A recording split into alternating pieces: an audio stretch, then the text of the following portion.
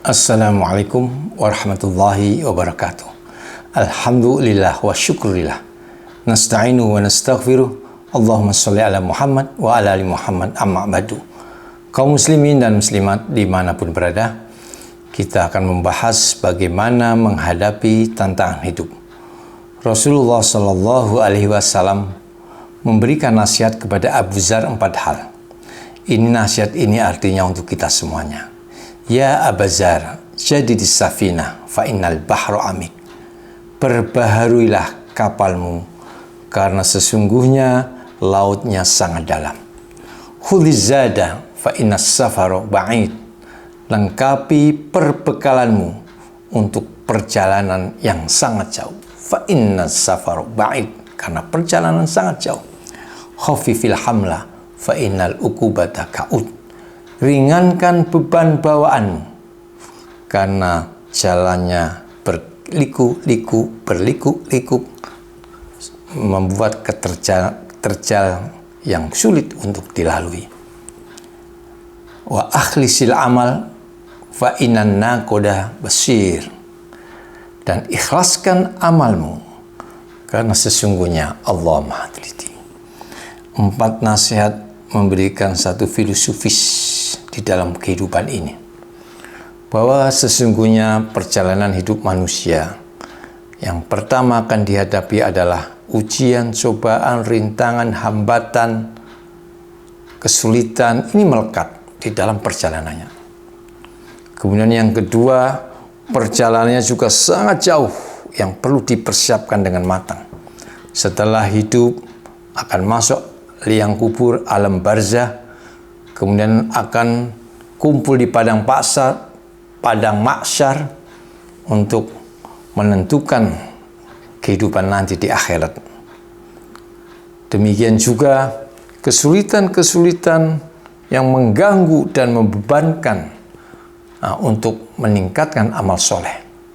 Kecintaan kita kepada dunia. Bal tu'thirunal hayatad dunya, sering melalaikan kehidupan akhirat. Ini yang menjadi waspadai. Maka dari 4 nasihat ini, yang pertama, jadidis safina fa innal bahra amik. Yang perlu kita perkuat, yang perbarui ibarat kapal adalah akidah kita. Akidah kita perkuat sehingga kita punya niat yang betul-betul sesuai dengan apa yang Allah kehendaki. Kita luruskan kembali. Betulkah niat kita, tujuan hidup kita ini sesuai dan mendapatkan suatu target-target yang dijanjikan Allah? Nah, ini kita luruskan kembali. Kemudian setelah kita bisa meluruskan, kita bisa bertadabbur dengan Al-Quran. Kita menggali Al-Quran. Kita menanyakan ahli-ahlinya. Bagaimana sesungguhnya untuk menjadi hidup yang mulia itu bagaimana. Kita luruskan, kita evaluasi, kita kembalikan. Kemudian kita persiapkan agar kita selamat dari berbagai jebakan-jebakan kehidupan ini. Dari dalam, dari atas, dari samping, dari kiri. Kesulitan-kesulitan yang akan kita lalui bisa kita lewati. Kemudian yang kedua, khudhiz zada fa innas safaru ba'id. Perjalanan yang jauh, kita akan masuk liang kubur. Jangan sampai ada penyesalan. Allah sudah mengingatkan, Rabbi laula akhortani ila ajalin qarib fa asaddaqa wa akum minas sholihin. Ya Allah, kalau saya diberi waktu sedikit saja, saya akan berbuat sedekah dan amal soleh. Ini sebenarnya memberikan isyarat kepada kita agar jangan kita seperti itu. Maka mumpung kita masih sehat, maksimalkan, kita luruskan. Liku-liku hidup, kemaksiatan-kemaksiatan yang sudah kita lalui dan kita tidak bisa hindari, segera kita panjatkan doa, minta ampun kepada Allah, bertobat, tubuh, taubatan nasuha.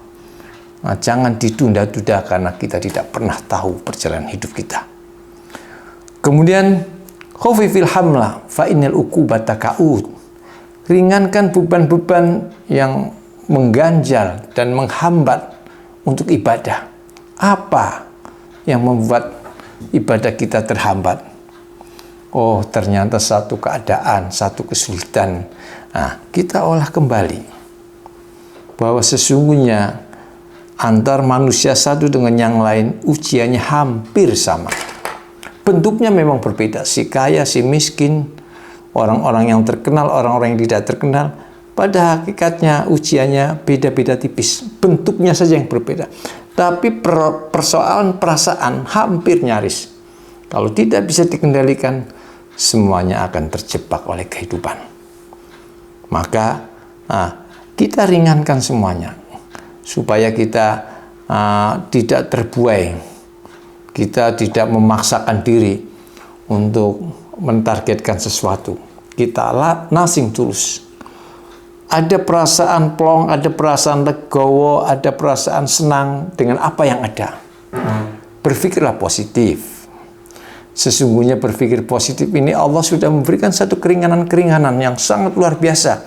Keringanan bagi orang-orang yang terbatas, tidak diwajibkan untuk melaksanakan ibadah-ibadah tertentu atau melakukan hal-hal yang dilakukan oleh orang-orang yang punya kelebihan dan sebagainya. Ini artinya kita bersyukur.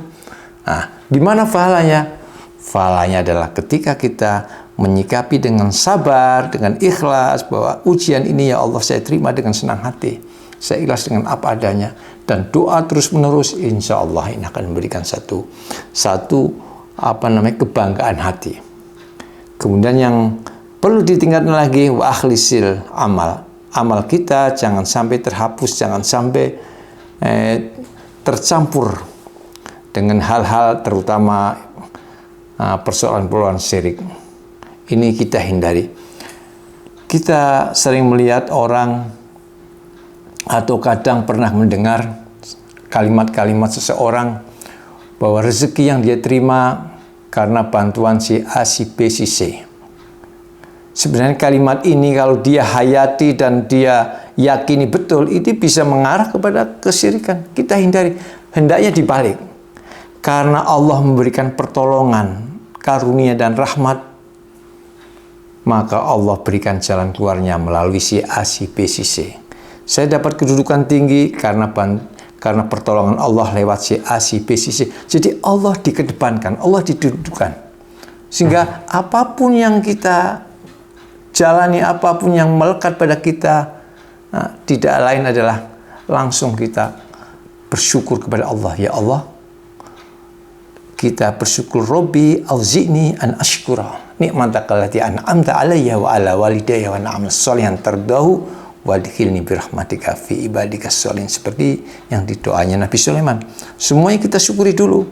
Ketika dapat musibah, alhamdulillah musibah ini bisa diatasi, musibah ini tidak seberat orang lain. Ketika kemudian yang kedua, diyakini bahwa musibah ini adalah peluang pahala, mendatangkan pahala, sehingga kita langsung terhibur. Apapun yang terjadi, yang menimpa kita, segeralah kita untuk mengikhlaskan dengan cepat, dengan secepat mungkin. Memang dalam musibah tertentu maksimal 3 hari, tapi lebih cepat lebih baik. Dan kita langsung mengikhlaskan karena kita yakin semuanya adalah milik Allah, kita adalah titipan.